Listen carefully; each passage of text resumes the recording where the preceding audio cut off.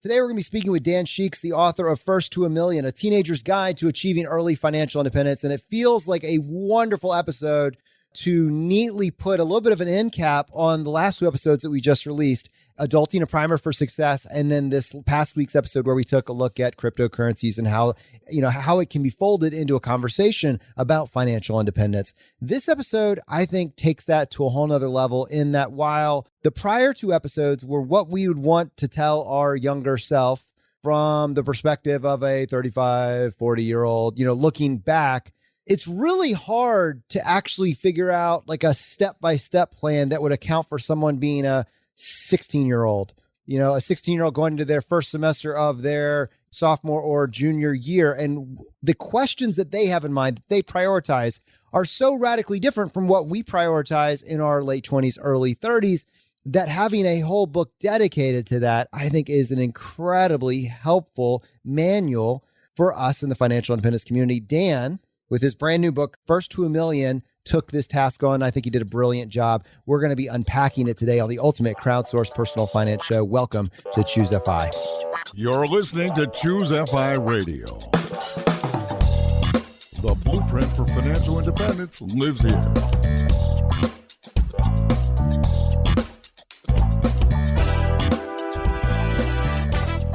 If you're looking to unlock the secrets to financial independence and early retirement, you're in the right place. Stay tuned and join a community of like-minded people who are getting off the hamster wheel and taking control of their lives in the pursuit of financial independence. Choose FI, your home for financial independence online.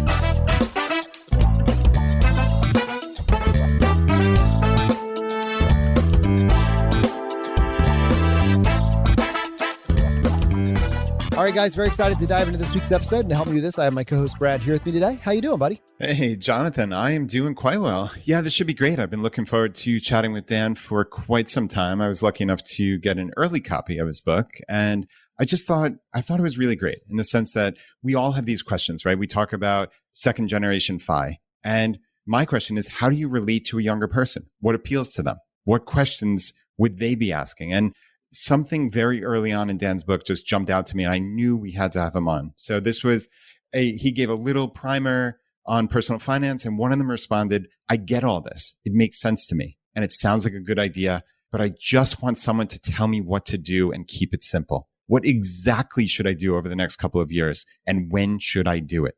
I mean, you can't set up, Jonathan, a book better than that question, right? So with that, Dan, welcome to Choose FI. Thanks, Brad and Jonathan. Thanks for having me here. Excited to do this. Well, we're excited to chat with you for obvious reasons, because we're going to tell a teenager exactly what to do in this conversation. Exactly. So there's no doubt, no deviations. Like if they do this, success, first to a million.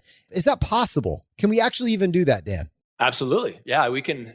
I can lay out a roadmap that pretty much tells a young person exactly what to do. They don't have to follow it to a T, but there are proven pathways and proven methods to early financial independence. Absolutely. I like the way that your book was actually broken out in terms of there's a couple of themes and a couple of big questions that actually made me realize that when I was 16, 17, 18 years old, solving these questions basically was my entire future. It was not what will my net worth be when I'm 65 years old. It was not really how many kids am I going to have, or hey, am I going to set up 5? It was like these big things that I had to start thinking about. I had to start figuring out what I was going to look like or what they were going to look like. And in retrospect, even now, the decisions that I made at that point had the biggest impact on my financial trajectory over the next 10 to 15 years. And so I'd like to give this back to you because you obviously had to put a lot of care and thought into what the table of contents and how you're going to break up the chapters. What is that decision tree that a student would have? Really, every student, every kid, every teenager has to go through in their, early mid-teens all the way into their early 20s.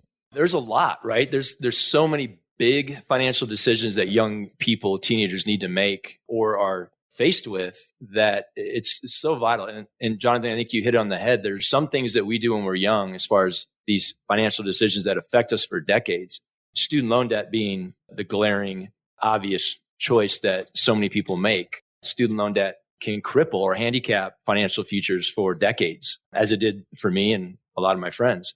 What's interesting, though, is that people always ask me, how do you get a teenager to be interested and engaged in their financial future? And that's not an easy question to answer. But I think with podcasts like this, with communities like the Choose to Fi community, communities like Bigger Pockets who published my book, all the different YouTube, TikTok influencers out there, young people are becoming more and more and more engaged and motivated to learn about their financial futures because of social media and communities like this one, that I have seen this increase come at an overwhelming pace, to where that was one of the reasons I decided to sit down and write this book, was to meet the need of young people wanting to know more and more and more. So Dan, that starting point though, with the student loan debt and how crippling and crushing that can be, it's easy for us to intellectually understand that at our, advanced ages, right? But how do you explain that to one of your high school students? How do you explain that to them when they're looking at their dream school? All they've ever heard their whole life is, oh, college is this pot at the end of the rainbow, right? Like it's the goal. And they get into their dream school, whatever that school may be, and it costs $50,000 a year. How do you talk them through what they've been told as this narrative forever, but then you're telling them something completely different? Like, how does that conversation unfold? I've found that it's not a quick conversation. I can't just sit down with a teenager or in my classroom and for 10 or 15 minutes talk to them about how important the student loan debt decision is and how it would impact their life. It's not a quick decision because, as you said, Brad, it's this typical American dream pathway, which includes you have to go to college, you have to get a 4-year degree, and you're most likely going to finance that with tens of thousands of dollars of student loan debt. That pathway being the only option that we are ever introduced to is something that has to be kind of hammered out of their minds. And it took me a whole book. The First to $1 Million book is really about opening their minds and their eyes to the fact that there isn't only one option, which is work until you're 65, then retire, then live the good life. There are many other options that if you decide to do things differently in the financial side of your life, many other options can open up, including early financial independence, perhaps as early as in your 40s, 30s, or even 20s. And so I think the discussion has to be a longer discussion, reading a book, listening to a series of podcasts, listening to a series of YouTube videos so that the young person can actually have that start to sink in. Because like us, they've been told that there's only one option and it does include student loan debt. So for them to see something different, it takes some convincing. So between your book and then also a companion workbook that actually breaks these concepts up into, by the end of the day, you're not going to be a master at all this stuff. But if you were to put, some amount of interest learning into this over a period of a couple of years, end of high school and the beginning of college, you're going to crush this game. And here is, if you think about it in terms of semesters, if you start tackling this content at these periods of times, it's going to make it really digestible and bite-sized. I thought that was fantastic. And I thought, because like let's say we wanted to go into real estate investing. Well, one of the things you're going to really probably need is some sort of work history. And you're going to have trouble getting to work history before some particular age point. So really thinking about, how these doors and when these doors opened up for individuals at various ages, I thought was really putting your writing into, the actual path of the end reader, which is really, really phenomenal. And so as you think through things like, managing a checking account, getting a job, understanding your taxes, creating a spending plan, understanding how credit scores and credit cards work, thinking about making college more affordable and what a car really costs. All of these are big ideas. But if you don't have a why, then like the effort of putting, potentially a year's worth of research into these concepts as a teenager, when a year represents like 10% of your life, that you lived up to this particular point in time, that's a stretch. And so I think one of the things you did a really good job of is really having that intro conversation about what is your why of FI? What would it mean to reach financial independence? And it was interesting to hear, and I'd love for you to share it with the audience, what students in your class and also people inside your community have said when you've posed that question. Yeah, the young people, they're impressive when I start talking about things like the why of FI. And the ones who are motivated enough to learn about their financial future and these early FI strategies, they have some amazing stories to tell. I'll give you one example. There's one of the members in my Sheeks Freaks community of young people pursuing early FI is adopted. He was born in Egypt in a very low income, poverty stricken part of Egypt, but was adopted by an American family. And so his why is that he wants to eventually be able to start and open some orphanages out in Egypt for, his homeland. I mean, how do you get a better why than that, right? And there are so many of these different stories of young people wanting to give back, but knowing that in order to be able to focus on their passion, they need to have that freedom of time that FI provides. So it's really humbling actually to talk to young people about, if you could do anything you wanted, what would you actually do? Not anything that your parents want you to do. You know, take those outside influences away. What are you really passionate about? And almost always their answer is going to be something that involves being of service, giving back, helping others. It's really impressive to see what they come up with. Yeah, I love that starting point as the why of FI, right? Because I think for most of us, when we're first taught about personal finance at all, it's always, oh, you need to save for retirement, right? Like that's what you hear. Oh, just save for retirement. To a 16, 17-year-old kid, to a 22-year-old, 25-year-old just getting started in their job, like retirement seems like the most ridiculous thing in the world. Like, how could I imagine retiring someday? Like, that's not in your mind at that point, right? But like, when you reframe it as you get a certain number of hours in the day, years in your life, do you want to spend it working for someone else? Or do you want to spend it doing what lights you up? Like, that's how I see the why of FI, that what lights you up. And I mean, that was going to be my next question to you actually before we went down there, is like, what do you find aside from this why of FI? What do you find that sticks out to your students? What lights them up in terms of personal finance? Because I think this is what so many of us are trying to figure out, right? Is, okay, we want to bring this concept of FI, or we want to talk to the people in our lives, but we just don't know what's going to resonate with them. Like, we don't want to bore them. What's one or two other things that you can think of that you've seen across your students that like, oh, that concept, there's an aha moment there? Yeah, great question. What lights them up isn't the word retirement. You nailed it there. Talking to my students about retirement, it's like watching the lights go out. They have because we're told retirement happens when you're 65, and when you're 18, that is so far in the distant future that why would I even listen to that? And I know you guys have had this conversation on your podcast many times before about the FIRE acronym, which I love. I'm part of the FIRE community and I love that. But if I could change one thing about it, it would be that word retire. It's not a perfect fit because it has so many different preconceptions associated with it. One of which is you got to be old to retire. So, instead of talking about retirement, I talk about freedom. Financial freedom is the term I like to use. And that will light them up because although they don't relate to retirement, they do relate to freedom of time and the idea that I don't really want to have to work 40, 50, 60 hours a week. So if I could somehow free up my time to do what I like, that interests me. Tell me more about that, is what the response I'll usually get. So when I throw out the financial freedom idea early in life rather than retirement, then they're on board. Dan, what's the preconceived notion when you say financial freedom? Like, is it, oh, I need $10 million? Is it, do people immediately go there, or do they like actually listen to what you have to say about what makes up a FI equation? When you say people, you mean the young your people? Students, yeah. Yeah, when I say financial freedom, I think what initially pops in their head is some multimillionaire with lots of cars, lots of houses, and lots of possessions, honestly. And so I'll talk to them about the fact that many people there, not much older than them, late 20s, early 30s, are financially free. They don't have millions of dollars worth of net worth, but they have enough where they can live a very happy, fulfilled life. In the book, I talk about the concept of enough plus a little, which I stole from Your Money or Your Life.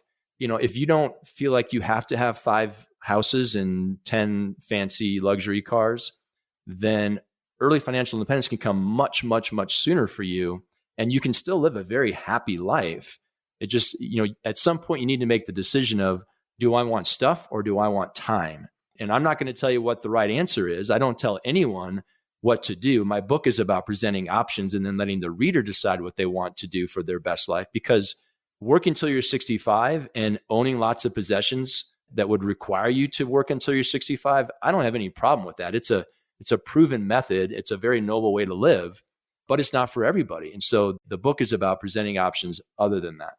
Well, talking about presenting options, I think one of the things that you really went out of the way to do is to kind of guide students to content from various sources that would help them at a particular stage of their developmental journey and a particular stage of their own personal finance journey. And one of the key pieces of content that you highlighted early on in the book was a TED Talk by Lawrence Lewis. And in that particular TED Talk, it was titled Questions Every Teenager Needs to Be Asked. And I'd love just to provide you with the opportunity to talk through the key points that were presented in that TED Talk, just because I do think that every teenager, and including ones that have been asked to listen to this, should be asked and answer those two questions. So why don't you tell us a little bit more about that? Absolutely. It kind of goes back to what we were talking about earlier. When you ask a teenager if you could do anything, what would you do? I got that idea from that TED Talk you just mentioned. So Lawrence Lewis, who was a teenager at the time that he posted that TED Talk and did some research, he asked a bunch of teenagers, what do you see yourself doing in 10 years? And then he would go back and then after that, he asked them, if you could do anything in 10 years, what would you be doing? And he noticed that the answers, not all, but most of the answers changed, because when you ask someone, what do you see yourself doing in 10 years? That includes all of the outside influences, society, parents, teachers, educators, friends. But when you eliminate all of that clutter and you just say, what do you really want to be doing? Well, if you could do anything, what would you be doing in 10 years? The answers most of the time change. Some of them it didn't. Some young people said, I want to be a doctor. That's what I see myself doing. If you could do anything, they had the same answer because that's how they wanted to serve people and give back. But most young people, their answer changed. So that was one big takeaway from that TED Talk video that I remember. The other one was a quote that wasn't his, the TED Talk speaker. It was a quote from somewhere else. It's in my book, but it was that most people don't fail because they aim too high and miss. Most people fail because they aim too low and hit, which kind of feeds into the idea that it isn't impossible to dream of doing what you want to do and then hopefully try to make it happen. What is more discouraging is when people aim to do what others want them to do, and then they end up doing that for decades. And in parallel to that, it's not something that they want to do, at all. I think to add on just a little bit extra flavor to your comment there, what you're talking about is basically, you said you're giving up on your dreams due to outside influences, right?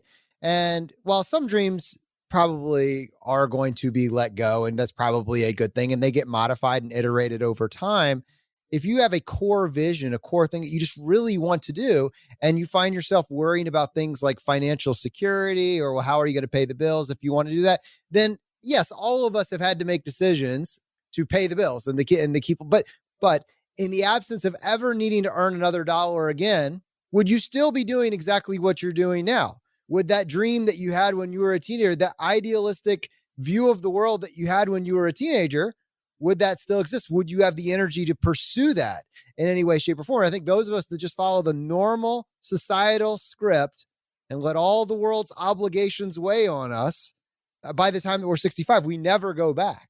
We never go back. And so the thought is, can you find a balance? Is there strategies and tactics that you could put in place to allow yourself to do anything you want with your time, your most precious non-renewable resource, and not have all those outside influences forcing you to, the aim low, hit low target? Yeah. When I say to a young person that you should pursue your passion, pursue your dream, Jonathan, you bring up a good point. That doesn't mean necessarily that you're going to be able to do it today or the day you graduate. The pathway to achieving that dream might include 5 or 10 years of working to save up enough money to begin that. I think in the book, I talk about the example of, maybe a young person has the dream of opening a surf shop on the beach in California. Well, if you work really hard and you employ the 5 strategies covered in the book, covered on your podcast, then maybe you can get there by the time you're 30 or a little bit earlier. But that's way better than age 65, when at that point you can't surf anymore. And what's the use? You've lost your passion. And so the pathway to following your dreams may include some really hard work to set yourself up. But if you're intentional about it out of the gate, I often laugh, guys, and I think I took the easy route here. I think you guys and what you've done with Choose FI, which is amazing, I think you guys had the much tougher road to hoe because you're dealing with primarily adults who have made many, many mistakes and dug themselves into a hole. And so to get out of that hole and pursue FI, they're starting behind the 8 ball. When I'm dealing with young people, what I love is that they haven't made those mistakes. They haven't formed those bad habits. They are a clean slate. Their credit score isn't crushed. They haven't engaged in lifestyle inflation. They haven't ever missed a credit card payment because they don't have one. And they haven't incurred any student loan debt because they haven't yet graduated high school. So going back to what you said earlier about coming up with a game plan of what to do, when to do it, how to do it to reach early FI, it's really easy, not easy, but it was somewhat simple to create that pathway, starting with a clean slate teenager rather than an adult who's in their 40s and has made so many mistakes along the way. Well, right. I mean, certainly to your point, if lifestyle inflation has not set in yet, it's easy when all of a sudden you start making that first income. You can save 30, 50 plus % of your income if you haven't already succumbed, right? If as part of your quote unquote budget. And, if obviously you're a listener of the show, Dan, I'm not a huge fan of budgets per se, but if you line item savings from that very first paycheck, you start building those muscles, right? Those savings muscles. So I love that concept of, okay, can we get them before they've made catastrophic mistakes? Maybe that student loan that we talked about before, right? Maybe buying a fancy car that very first time the paycheck comes in because quote unquote, I can afford it, right? So yeah, I mean, I love that concept. And I think to me, that leads right into, I thought you had the best definition ever of what makes your FI number, right? You called it the FI equation. And this jumped out to me. I wrote it down immediately, actually. And Jonathan and I were supposed to talk about it on the podcast a couple of weeks ago, just as its own segment, because I loved it so much. But we knew we're having you come on. But it's the FI equation is passive income plus sustainable asset withdrawal. And I'd love for you to talk about that. When that is greater than your living expenses, then you're at FI, right? So passive income plus sustainable asset withdrawal is greater than your living expenses. So can you talk me through and talk the audience through exactly what you mean by that? And I guess, in turn, how you would describe that to your students. Yeah, I love that you brought that up, Brad, because that equation that I came up with, there's different variations of it out there, but mine I thought really combined what I saw as the two different FIRE communities that were out there. I love what you guys do at Choose FI. I've been a big fan for many, many years, but the Choose FI I heard a brand. But, Brad. I heard the but. It was coming. But it was coming. By definition means it negates everything that comes prior. I'm just kidding, Dan. Go for it. There is a but, and I'll get to it. But the Choose FI brand of FIRE, if you want to say that I use in my life, is about more of the index fund investing, high savings rate, put in an index fund, build up that asset so that you can live off of it for the rest of your life. Versus maybe, let's say, the Bigger Pockets brand of FIRE, which is more real estate investing, passive income through assets like real estate.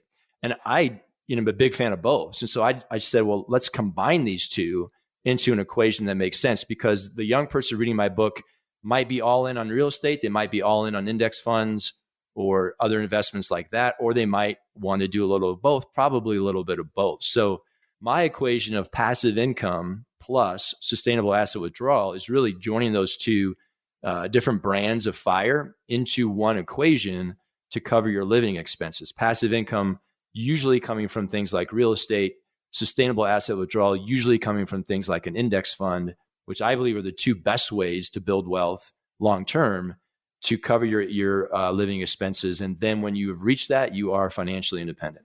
Yeah, I love this. And passive income could also be something like a pension.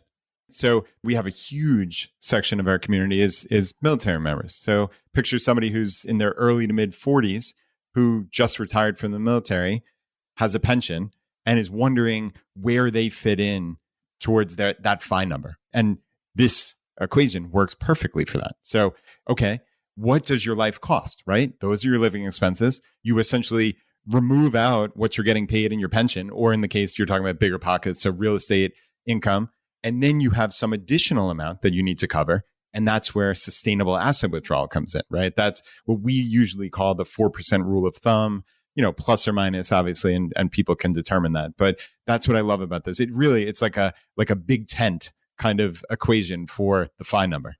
Yeah, and passive income can be real estate. As you said, it can be a pension. I know that, you have a lot of military members in your community. You also have a lot of teachers like myself in your community. I'm a member of the Choose FI Educator Facebook group, and there's always a lot of discussions going on in there around pensions as well.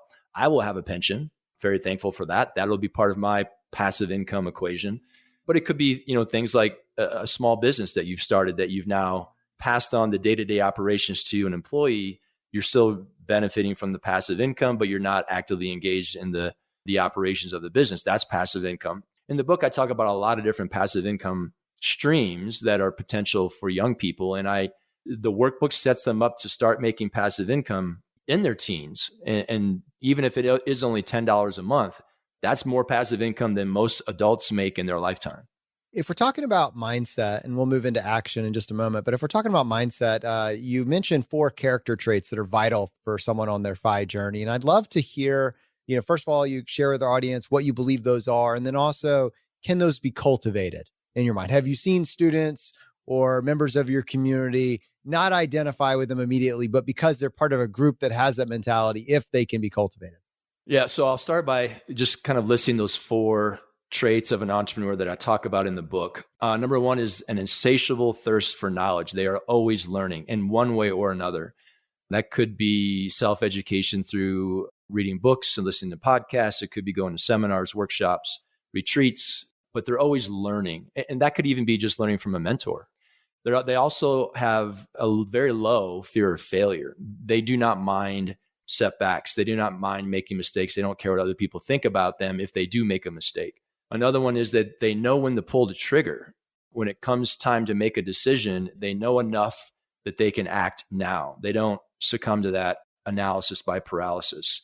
So when the time comes to start that business, start that side hustle, buy that real estate investment property, they're ready to go.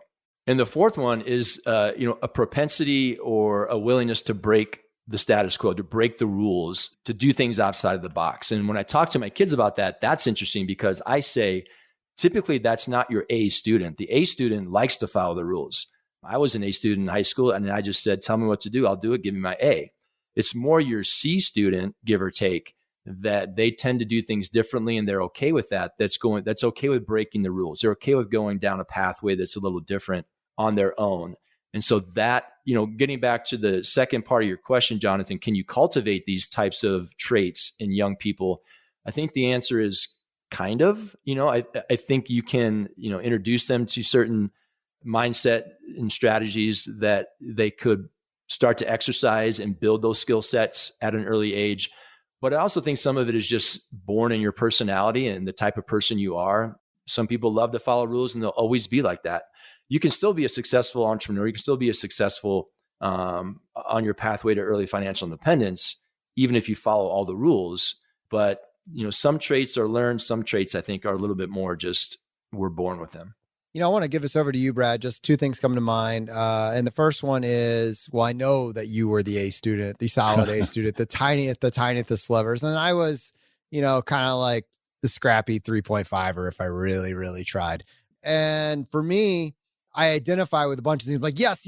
But I also know at the same time, like there's a lot of representations called or people that approach this thing from different perspectives. And I'd love to give this back to you, Brad, in the context of particularly that fear of failure.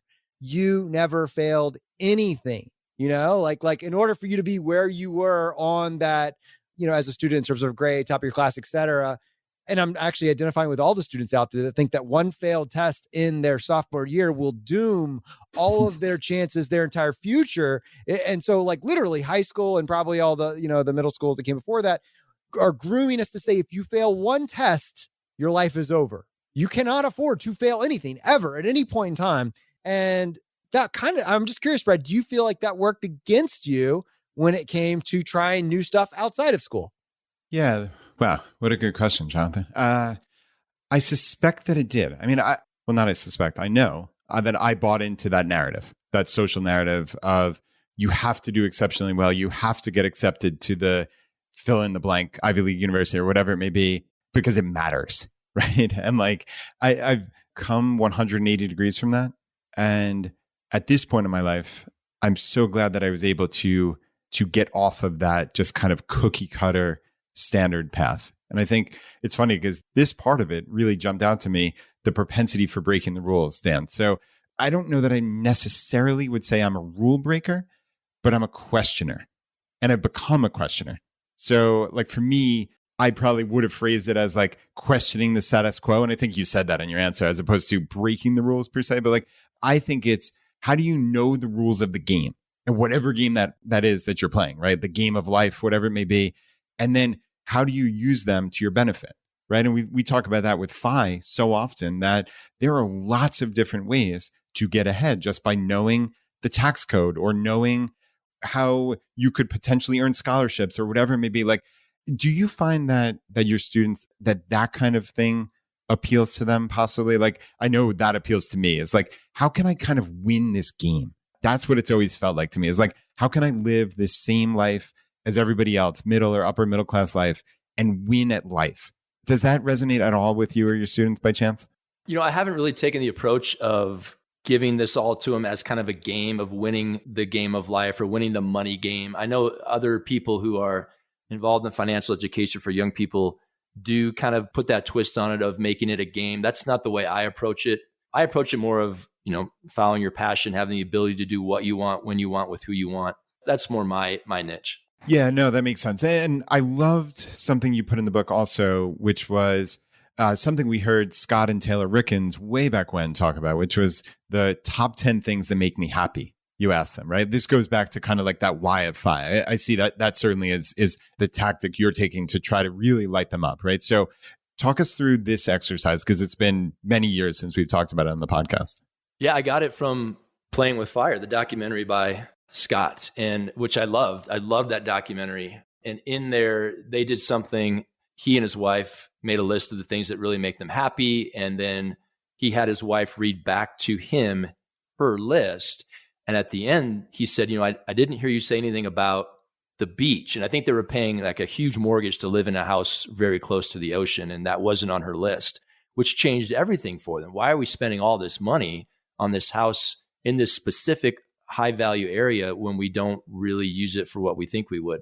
So in my book, I have the reader create their own happiness list, I call it. I say, write down the 10 things, things, people, activities, hobbies that bring you the most happiness in any particular order, not like a top 10 list, but write down those things. And then after they've done that, I say, go back to that list and circle the things that are either free or cost very little money.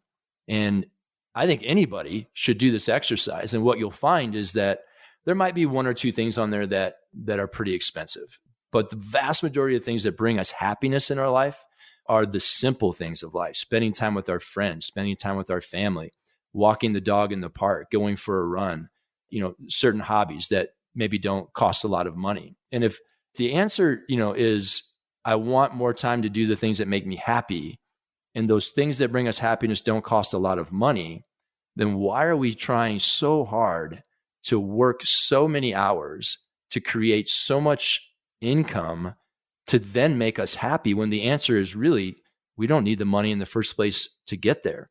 And so teaching that lesson to young people, I think out of the gate, lays the foundation for the idea, again, going back to enough plus a little. We just need to cover our needs. Plus, we do deserve to indulge at times. My wife and I like to go on cruises. My wife is a little indifferent, but that does cost quite a bit of money. And, every 4 or 5 years, we're going to go on a cruise. So we do deserve to splurge and have some luxuries in our life. But I would probably just be as happy spending the day with my family in the park as I would on that cruise ship when you really boil it down. Hey, this is Andrew from the Choose FI team. Hope you're enjoying the interview. We're going to get right back to it right after these quick messages.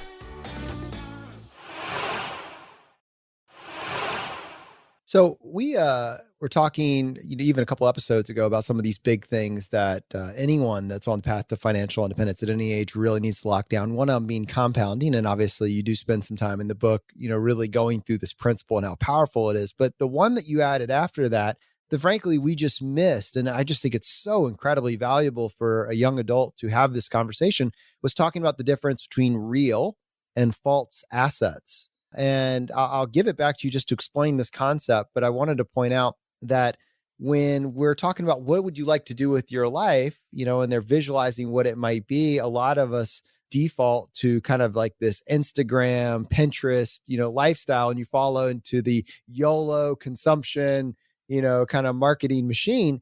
And look at all the stuff I have. Look at all the stuff I have. And we call that winning, but the title of the book is First to a Million in this case. And so in that context, it's really important that individuals understand the difference between these two different asset classes. Yeah, real assets versus false assets. I got that from Rich Dad Poor Dad, where Robert Kiyosaki's rich dad was telling him you need to build up your real assets, and his poor dad was more about false assets. So the definition of each, this makes it really simple to understand, is that a real asset, a true asset, is one that puts money in your pocket. It contributes to your net worth, whereas a false asset takes money out of your pocket. It decreases your net worth over time. And there's many examples. I'll give my favorite one on each side. My favorite real asset is a rental property, an investment rental property that creates passive income and builds wealth in other ways. That is an asset that I have that increases my net worth over time. The most popular, I think, false asset that most people have is a car. Or not popular, but most common false asset, especially when you go out and buy a new car, which I think, Brad, you mentioned that earlier. That is one of the biggest mistakes that young people can make. I bought several new cars in my life and never will buy another one again because of that intense amount of depreciation that happens in the first few months. But a car for all of us, unless we're, there are exceptions. If you're using your car to make money by renting it out on Turo, for instance, or you're using your car to make you money by becoming an Uber driver, then the car can be a real asset. But for most of us, our day-to-day car is a false asset. It costs us more money than it costs money. And, the net effect is a decrease in our net worth. This is one that you got to have a lot of conversations around. You really got to hash out, because changing that shift in thinking from my goal is the ownership of stuff to my goal is to build enough real assets that can fund my life for the rest of my life, for the rest of the time. That is it. That is what we have to accomplish. And so in the absence of that second mindset that I just mentioned, we default, because society has a lot of incentives for us to default to just a consumption, buying of stuff mindset. And if you can work through that, and I think Robert Kiyosaki did a great job. I know there's some probably well-founded criticisms of the book generally, but I think from a mindset perspective, it's one of the top 10 books out there for individuals that are really trying to differentiate between the acquisition of stuff to the acquisition of I guess you would say, to the acquisition of a passive income machine. I think it's just a phenomenal representation. I like also, you gotta be honest, in many / most cases, your home is going to fall into a false asset. Like, yeah, it's great if it shows up on your net worth, and yeah, theoretically inflation is increasing the value. I mean, but if you're never going to sell it, then I don't know if that, maybe it's a little bit of a hybrid. You could fall into both cases at some point, but in order for it to turn into a real asset, you would then need to sell and leave the house. So there are individuals that do like fix and flips, or they live in the house, they rehab it, and they sell it out. So you can kind of bridge the gap. But if you're just planning on this being your forever home, is it a real asset, or is it just a place to live? It's not generating income for you, right? It's a false asset. Most people's primary residence is a false asset. By definition, it takes money out of their pocket. There's different ways to get around that. My wife and I, we rent out the basement of our house to a renter, and it's a form of house hacking, and it helps eliminate some of the cost. It doesn't, that one tenant downstairs doesn't make our primary residence a net worth builder. But it's not about having zero false assets. It's okay to have some false assets. I have a mountain bike. I've spent a lot of money on that mountain bike, but I made an intentional choice that it's one of the hobbies I enjoy the most. And I'm okay with having that false asset because it brings joy and happiness to my life. Having some false assets is okay. You just have to understand the trade-off. I think going back to the Playing with Fire documentary, there was a point where Scott was talking to the mad scientist, Brandon, Scott and his wife. And Brandon said, well, you have a choice here. You can keep your high-end luxury car that you're making massive monthly payments on, but you need to understand that that's creating another 5 or 6 years where you have to continue to work before financial independence would happen for you. So now that you understand the trade-off, the opportunity cost of having that car, you now get to make the decision, do I want the car or do I want 5 years of financial independence? Right. And as long as you make that decision with eyes wide open, then it's perfectly fine, right? Like, absolutely. As you said, you don't want to tell anybody what decisions to make. That's not any of our places, right? But at least if people understand what the ramifications are, that's a totally different story, right? So, it's funny because when I hear that term false asset, I hate the word triggered, but like, it's kind of like triggering in the sense that like, does that mean this is not an actual asset? It doesn't add to my net worth? No, you're not saying that at all. This is just like a definition type thing, right? Like you're saying a real asset is one that's putting money in your pocket or somehow earning a return, whatever it may be. You're not saying, just to fill in the blank for the audience, like you're obviously not saying someone with equity in their home has something that's worthless. That's, I'm just going to put that to bed first off. So when I hear, again, I heard false asset, like that was what came up for me. What the heck does that mean? But this is a very specific thing that you're talking about. So anyway, I did want to go back to the very beginning of this. So we said like, okay, this student comes to you. What exactly should I do over the next couple of years, right? Like we spent a lot of time talking about the why, the happiness, like all of that stuff is so critical. I don't think you can get to that point where somebody's asking you, what exactly should I do, before you have all those conversations. So they're so important. Okay. But now you've got them, right? Like they're interested. They're 17 years old. Obviously, you could spend hours telling us exactly what you tell them to do, but what are the first couple things? Like, what are those really important first couple things that you would say, okay, go at it. Here's what I'd advise. I can answer that question, but the workbook is really that playbook of exactly what to do, when to do it, how to do it. The first couple of things, I think continuing to educate, self-educate through reading books, listening to podcasts like this one. Many of the young people I work with have listened to hundreds of different podcast episodes, read dozens of books, consumed information on different YouTube channels. There's so much information out there for free or low cost that I think that would be one of the first things I would say is that if you are interested in early financial independence, don't stop by, if I'm teaching a class, when this class is over at the end of the semester, you have to keep going. You have to keep going beyond this class and continue to learn about the strategies. And I would say there's to that 17-year-old, there's three big decisions that need to be sorted. Like massive. And we've talked about them in passing, but just to highlight them, in my mind, every 17-year-old is thinking about the car, the job, and college. Those are the three, like the car, the job, and college are the things that are all consuming. And like in terms of the 80-20, the decisions that you make or don't make in those areas are going to be what opens up or closes the decisions that you're able to make at the ages of 19 through 21, which is probably where a lot of the plan is being implemented. So, to kind of set you up there, does that resonate with you? And are there some best practices that come to your mind in terms of directing maybe even the information that a student is consuming, a young adult is consuming with those three in mind? That absolutely resonates 100%. Those three big decisions are huge. And so, in First to a Million, I addressed each one of those. The car is probably the least important of those three. Most teenagers aren't going to go out and buy a brand new car and finance it, mostly because they can't. They don't have the income to do that. But, I would say to a teenager, if you are going to go to college or wherever you end up after high school, try your best to live your life without a car, especially if you live in a large metro area and you can depend on things like public transportation. You can rent those electric scooters and buzz around at, couple of dollars a mile, or you can also walk or ride a bike. Try to do that. And if that's not going to work, then a used car is the next best option. College, there's 2 chapters in the book about college. It was a definite subject I had to cover in the book when you're talking about financial future for a teenager. They were the hardest chapters to write without a doubt, not even close, because it is such an emotional topic for most people, especially when you're dealing with parents.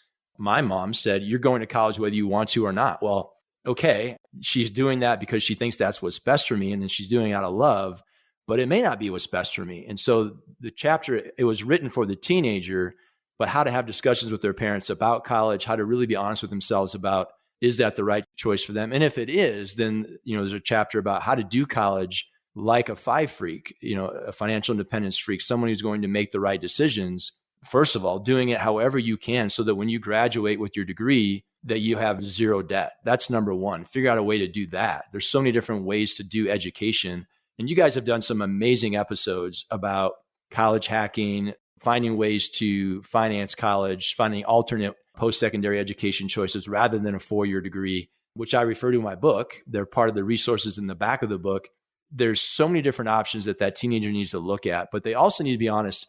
What do I want to study? What's the major that I'm going to choose? And don't choose a major that's not going to allow you to find a job, first of all, and find a good paying job. Second, choose a degree, a major that's going to give you a job that's in demand, that has a good salary, and that's going to help you fund your future lifestyle.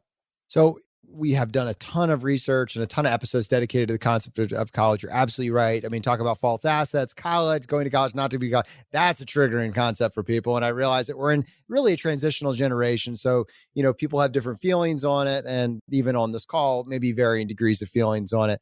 But having said that, there's no scenario where you're going to graduate with $150,000 of student loan debt and think, wow, I made a great choice, right? Like 5, 6, 10 years from now. It's just not going to happen. If your plan involves you graduating with $150,000 of student loan debt, 5 years later, that will taste like regret. Just that's it. That's it. There are ways to get around that. It's going to take some creativity. It's going to take collaboration between parent and child, and it's going to be willing to probably make some slightly different choices. You should be having those conversations, have them now, because there's no undo button 5, 10 years from now. And we'll leave that one there.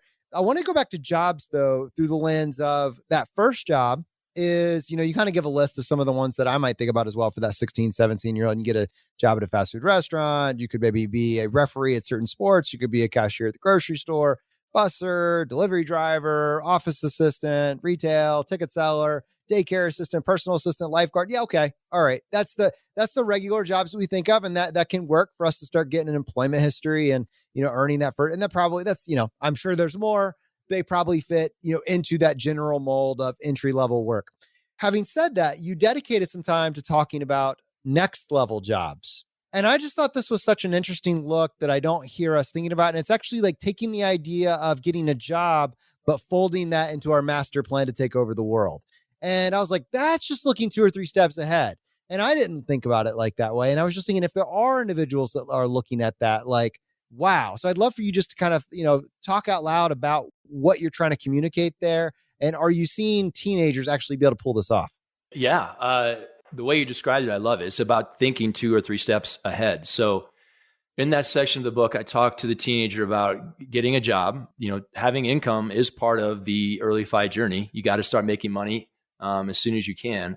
And a W-2 job is a good way to do that. So yeah, if you got a job taking tickets at the local movie theater, there's nothing wrong with that. But what if you got a job that is going to connect you and teach you the things that you need to know so that you can pursue that other endeavor 2 or 3 steps ahead at a much more rigorous pace? So a good example would be if after reading my book, that teenager says, you know what, real estate investing sounds like something I want to do. It's an intimidating endeavor, but in my book, I hope I make it very obvious that young people can and are investing in real estate. So if that's something the young person wants to do, then find a job where you're involved in real estate in one way, shape, or form. That could be working in an office with a bunch of agents, like at a brokerage house. That could be working for a contractor that's rehabbing properties.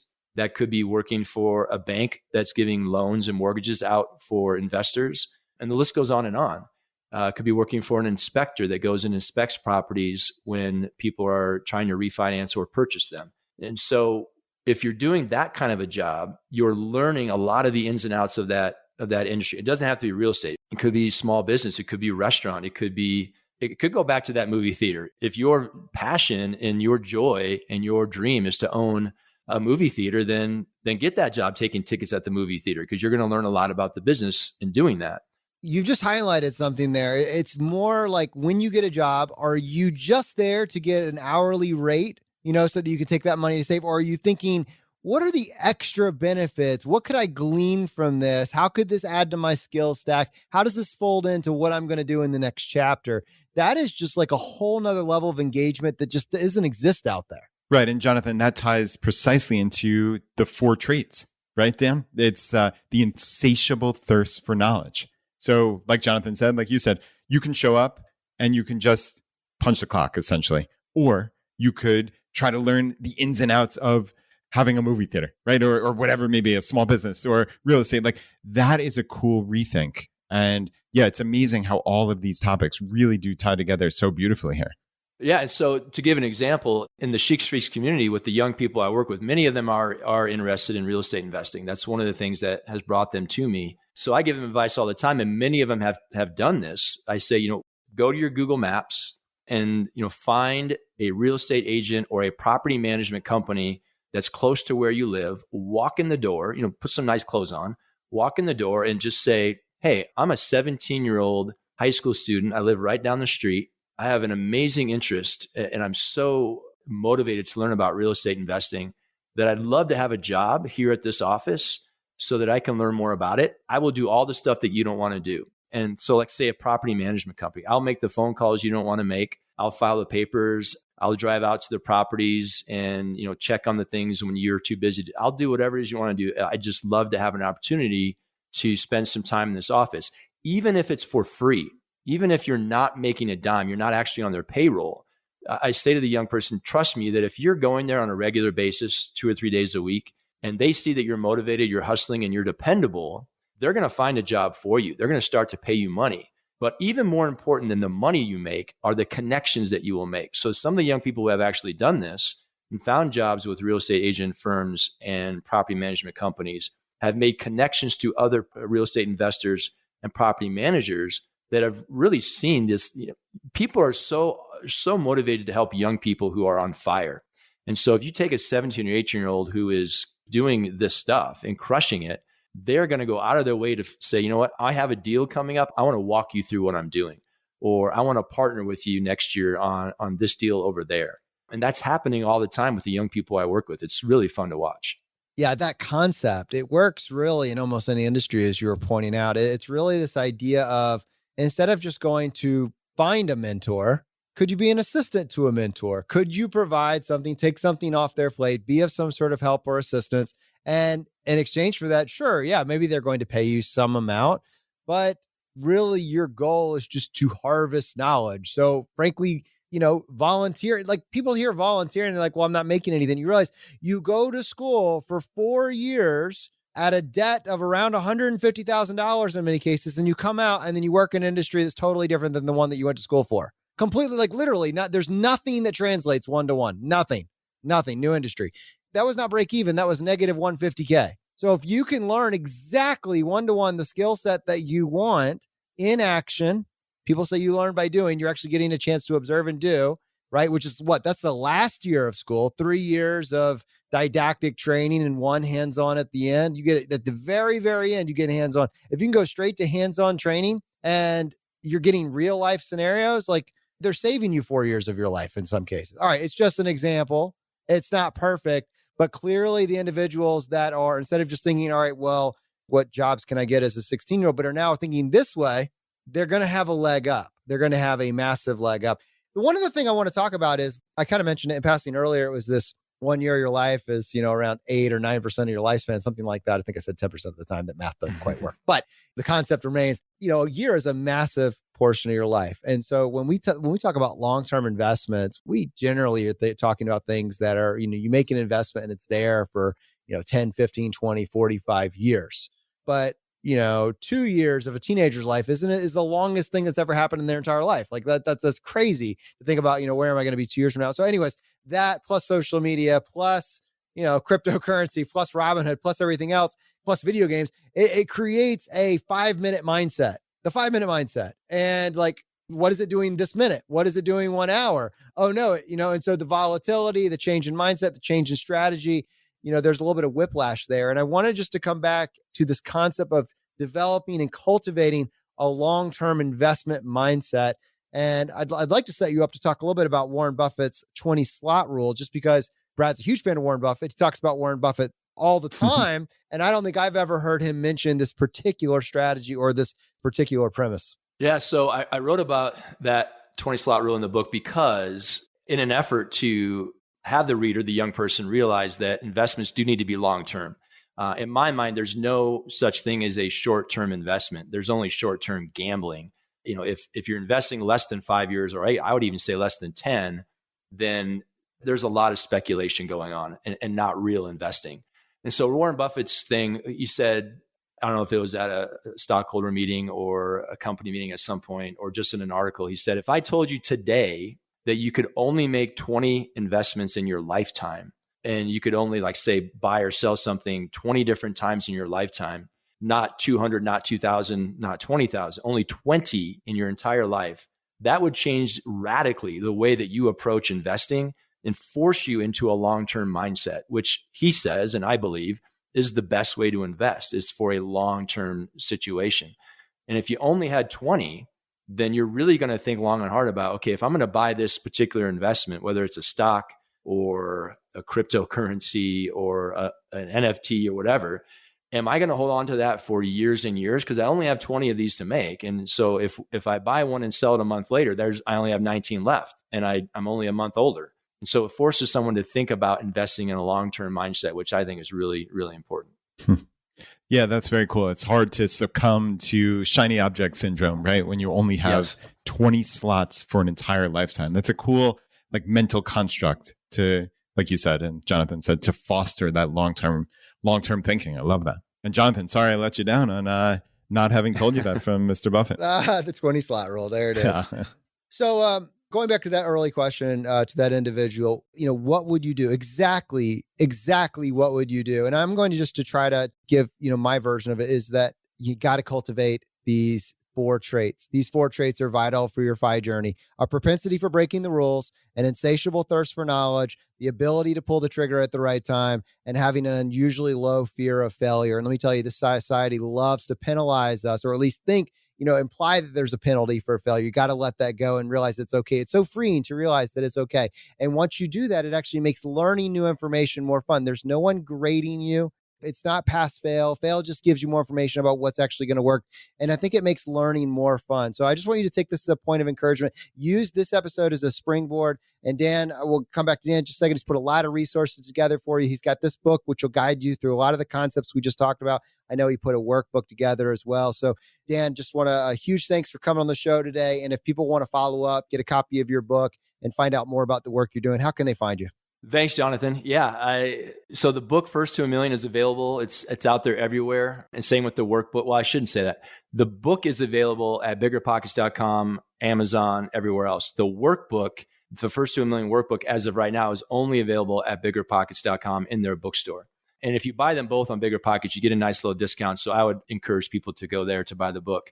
The online community that we kind of chatted about, the Sheeks Freaks community, where I have brought together many young people, 15 to 25 is kind of the general age range, who are interested in early financial independence and everything that falls under that umbrella. That community, people can find it by going to the main website, sheeksfreaks.com. And there's a link there right at the top to join the community and learn more about it. And that is where I'm finding the most satisfaction. As a teacher in the classroom, it's a very fulfilling job, without a doubt. And I love my job. I'm also seeing that happen in this community when I deal with people, the young people, on a regular basis. We have a weekly Zoom call.